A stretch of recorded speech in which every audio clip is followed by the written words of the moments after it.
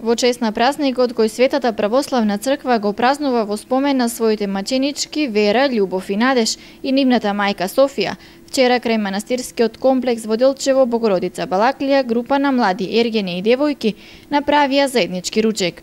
Околу 100 ергени и девојки со пренесување на жртва пред Бога Курбан ќе си ја бараат среќата во љубовта годинава.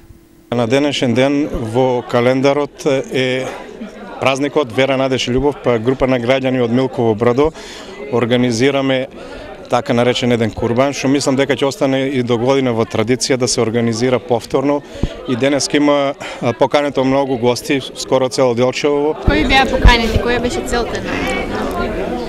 Па целта е да се собереме вака сите што сме, како да ви кажам, ергени и девојки од цело Делчево, бидејќи, како што ви кажав, на денешен ден тоа е празникот Вера, Надеж и Љубов и тоа е, ќе остане во традиција, секоја година ќе се организира.